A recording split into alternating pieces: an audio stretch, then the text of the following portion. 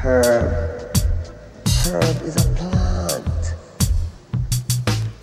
I mean, herbs are good for everything.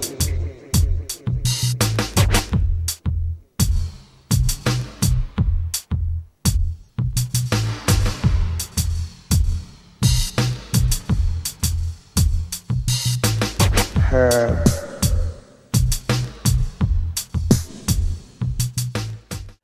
Welcome to Eugene Cannabis TV. You made it to the episode 627, and we're here this evening. No guests tonight, so I brought in the latest issue of Freedom Leaf, and I thought I'd go through that and talk about some of the stories that are in that.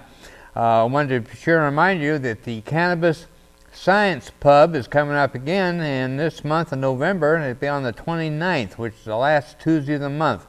I don't have the subject yet, but it'll be one to be sure and go to. I'll tell you that. And it's also free. So that's at the old Cosmic Pizza, which is now called Whirled Pies downtown. It's at the 199 West 8th. So that's from 6 to 9, and it's free. So next show I should have the subject, and I'll tell you what they'll be talking about on that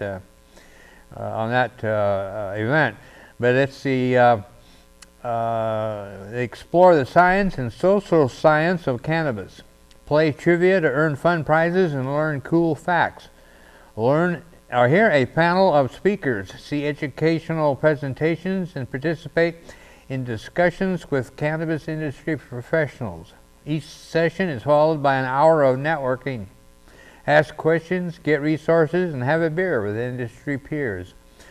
So yeah, that's the last Tuesday of every month, and that is the November 29th. So be sure and put that on your calendar, and you don't want to miss it. And also the Freedom Leaf. I'll try to get these out to dispensaries here in Springfield as soon as I can. But if you can't find a copy, just drop me an email at dankbagman@hotmail.com, and we'll make arrangements to figure out how to get an issue to you.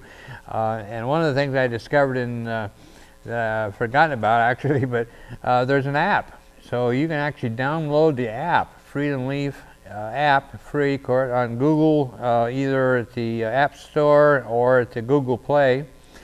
And you can read it on your digital device. And this is the issue 19, which is October 2016, with Hillary's on the cover. Will Hillary close the deal? The 2016 presidential election special. So that's I'll get into that in a minute. Also, I just remembered I had another item I wanted to talk to you about.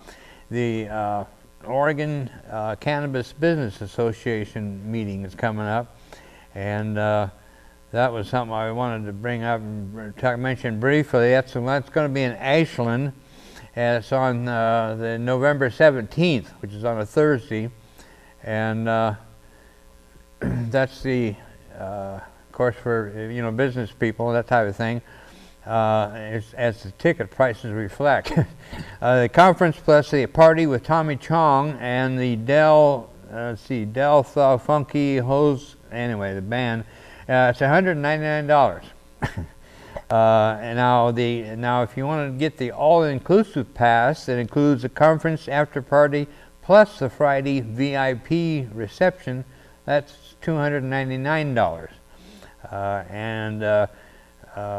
Be warned that no, I take it back to the ticket prices. No, let's see. Yes, November 17th. Let's see. That's when the prices go up. Now we see what's the date of the event. Oh, sorry. The date of the event is November 19th, which is on a Saturday. So you get up till the 17th to get those cheap prices, $199 and $299, and the prices are going up after that. So. Anyway, I did go the last one here in Eugene with my media pass.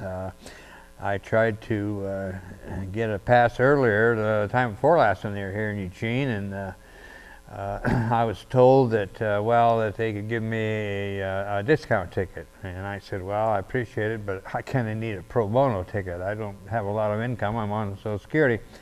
And And the organizer said, well, he says, it costs money to put on an event. I said, yeah, I know. I put on an event, a yearly event myself, have since 2003. I know what you're saying. Well, it's just small events. So it was just another little dig.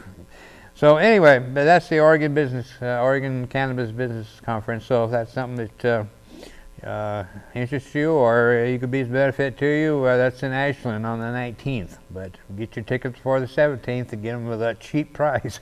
So anyway, so let's get back to Freedom Leaf. This is a great old magazine, and it's at the bottom. It says proudly supporting Normal, Oregon Grow, SSDP, the MJBA marijuana. That's the Marijuana Business Association, so anyway, like I say, they're put out free, and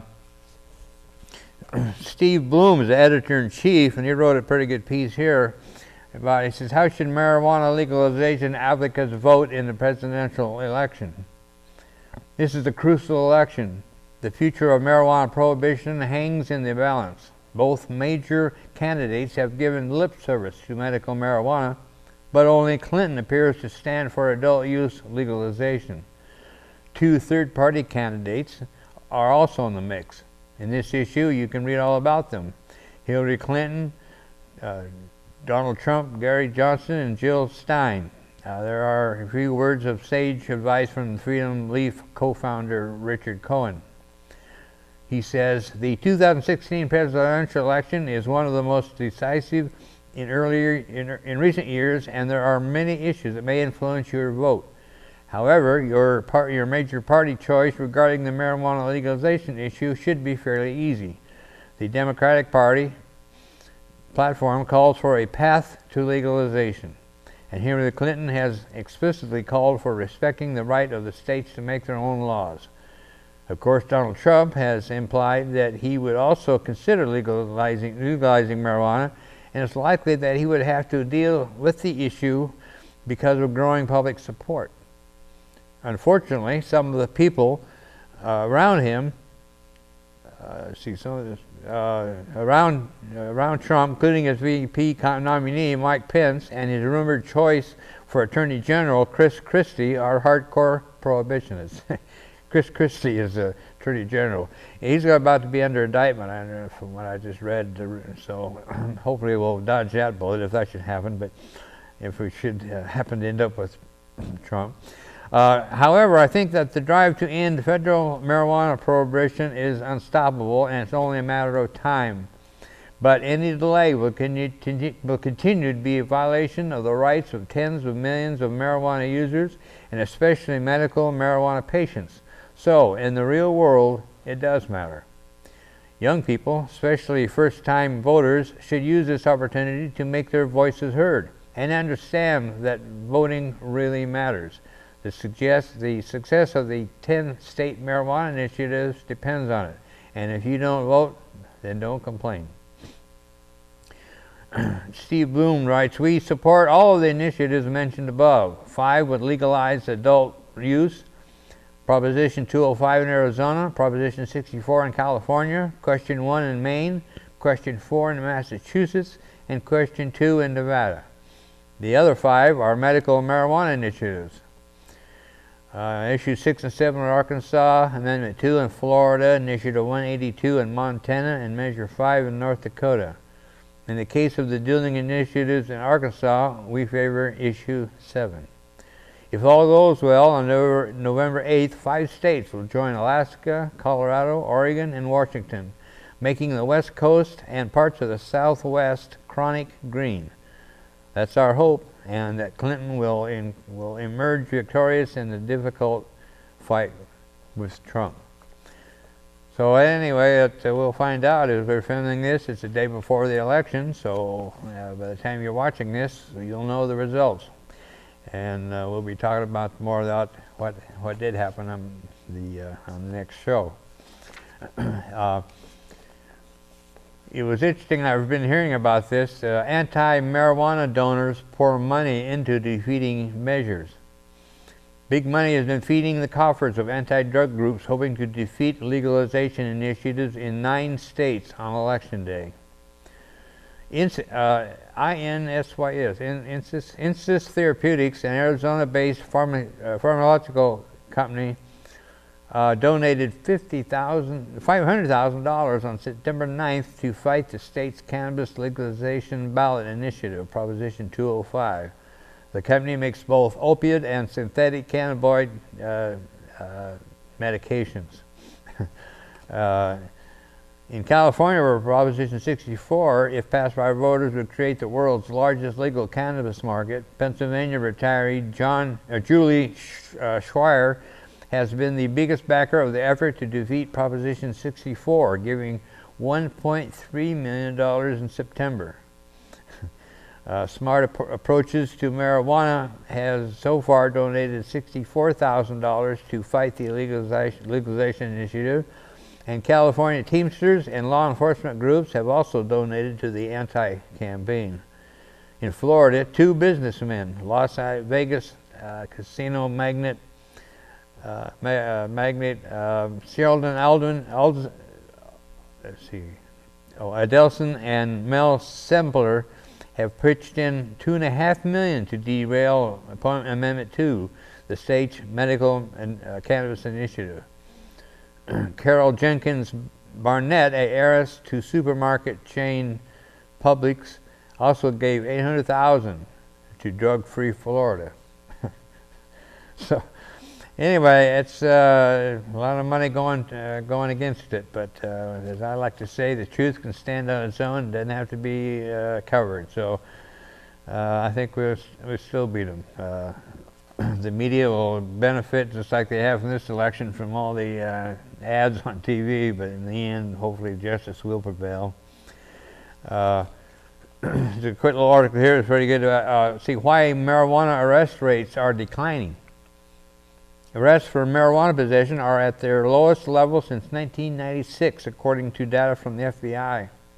In 2015, 574,641 people were busted nationally for cannabis possession, down from a peak of 853,638 in 2010. The decline from 2014, when 700,993 arrests were made, to 2015 was a whopping 18%. So what's behind this reduction? A wave of legalization has swept the country in recent years. 4 U.S. states have legalized adult use pot, and more than half of some sort of legal medical cannabis. This has started to shrink the pool of eligible cannabis consumers, producers, and sellers to arrest, says Alan St. Pierre, Vice President of Freedom Leaf and former Executive Director of NORML. In states like Colorado and Washington and in D.C., there has been an approximate 90% reduction in annual cannabis arrests since voter reforms. However, a recent report out of Colorado found unsettling racial discrepancies in arrest rates post-legalization. Of course, no surprise there. But it's continually, the reports are that use among teenagers is actually going down instead of going up. It was forecasted that it would be going up if it were legalized. It's actually just the opposite. The same thing was forecast with the medical, and it was, it went down when medical passed. So anyway, we're going to be right at the second half, so come on back and I'll tell you some more stories about in the Freedom Leaf.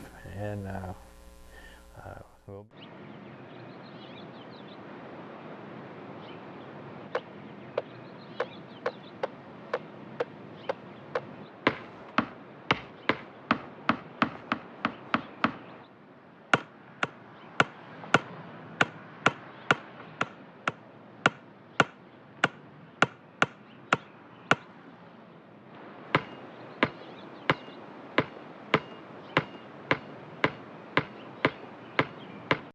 Welcome back to the second half of episode 627, and I'm here reading stories out of the Freedom Leaf. This is a free magazine. It's sent to us, sent to the Cannabis Liberation Front and the now no longer in existence NORML chapter here in Eugene. But anyway, these I get a case of these every month, and I'll be getting these out to the dispensaries here in Springfield, and if you'd like to have one and can't find them, drop me an email at dankbagman@hotmail.com. We'll figure out how to get you some of these issues. There's a great article in here about polling. Polling Highs is titled, Prospects Look Good for Adult Use and Medical Marijuana Initiatives on the November Ballot. Written by Paul Armentano. He's with California NORML, if I remember correctly, but he's very well spoken and very knows all about it. He talks about Arizona. He said the latest polling data from the Grand Canyon State finds a plurality of voters supporting Proposition 205. According to survey data compiled by the Morris Institute for Public Policy and released in September, 50% of registered voters back the measure, while 40% oppose it. Consequently, the fate of the proposition largely lies in the hands of undecided voters. In 2010, Arizonans narrowly approved a medical cannabis legalization law with less than 51% of the vote. If enacted in November, Proposition 205 would permit adults to possess, consume, and grow limited amounts of marijuana and extracts up to an ounce of marijuana flowers, 6 plants, and 5 grams of concentrate, and establish regulations for commercial production and distribution. California, many polls are gauging voter sentiment on Proposition 64. To date, all show majority support for the measure, which would allow those 21 or older to possess up to 2 ounce of flowers and 8 grams of concentrate and grow up to 6 plants. A September poll conducted by Cal Speaks Opinion Research Center in Sacramento State University found that a whopping 71% of Californians were likely to vote yes on Proposition 64. And an August survey conducted by the Institute of Government Studies at the University of California, Berkeley, concluded that 64% of voters believed marijuana should be legal for adults to purchase and use recreationally. So that sounds good for California. Sounds good for those 2 states. In Maine, a September poll conducted by the Portland Press showed question number 1 leading by a 53 to 38% margin. The measure would allow adults to legally possess up to 2.5 ounces of marijuana and cultivate up to 6 mature plants. In Massachusetts, in recent weeks, public support has ticked upward for question 4. A poll conducted by WBUR in early September showed 50% in favor and 45% against the marijuana measure. The relatively weak support is surprising, while Bay State residents have previously voted by large margins for medical marijuana in 2012. Nevada is an interesting case to me because I used to live in Nevada, and didn't seem that long ago that you could get hard time, go to prison for a joint. And now they have medical, and now Rasmussen poll in July had voters backing question 2 by 50% to 41%. The measure would allow adults to possess up to 1 ounce of flowers and 3.5 grams of concentrate. However, to grow up to 6 plants, citizens would have to live 25 miles or more from the nearest retail pot shop. In 2000, 67% of Nevadians approved question 9, which legalized and regulated the cultivation and distribution of medical cannabis. So that's the legalization roundup, and that's fascinating. So times are changing, that's for sure. Here's an article titled, this is written by Nacho Belam, titled Cannabis Outlaws Should Vote Yes on Marijuana Measures. And by the way, before I mention that, there's a lot of activists in California that don't like Measure 64, by the way, and I wish I had more details. I can't remember, I don't know exactly what the issue is, but a lot of people are against it. So anyway, this article, Cannabis Outlaws Should Vote Yes on Marijuana Measures, Initiatives on the November ballot in 5 states, which one we just read, would legalize the recreational use of marijuana.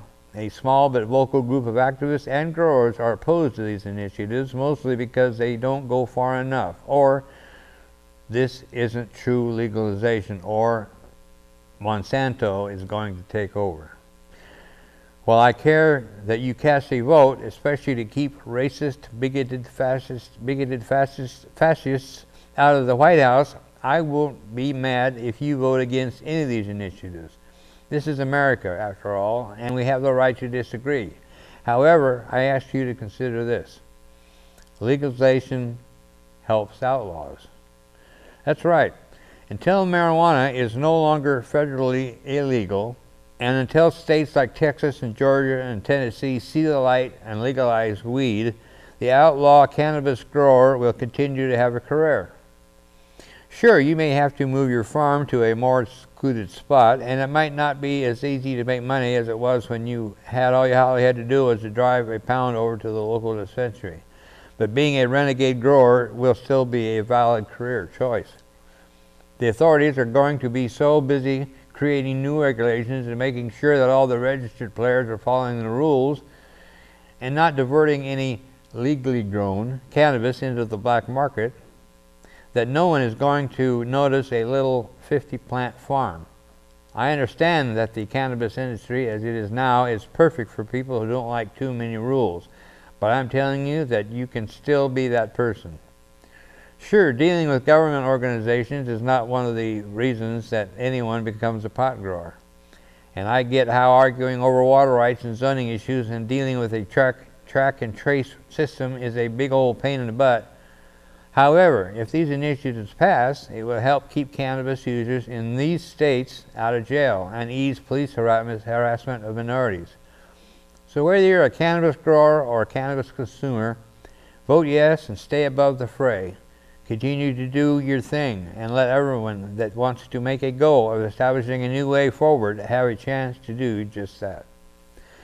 So, yeah, I'm an advocate myself about it's not legal. It's not legalized yet. When Measure 91 passed, I had a lot of people ask me, what are you going to do now? It's all over. You won. It's legal. And I said, well, Measure 91 was a battle, and it was a big battle, and we won big. But it was a battle. The war goes on. The war at that time, it was in Salem, and it's going to be coming up in Salem again. Salem, legislatures in Salem as a whole don't like marijuana and don't like marijuana people, and it shows. They've been trying to cripple the medical marijuana program ever since it was brought in 1998, and they will continue to try to chip away what we have gained, and so it's a constant fight, and it's going to be a real battle this coming session, because the last one was a short session, and it was dominated by marijuana. So this one was going to be a long session, and I understand the players are lining up already, so it's going to be a mess. And so I don't know how but anyway, I say that we need to keep working on legalization. We need to obtain legalization, and it won't be fully legal until there aren't any penalties involved. So what we need is a constitutional amendment, but I don't know. I don't have a lot of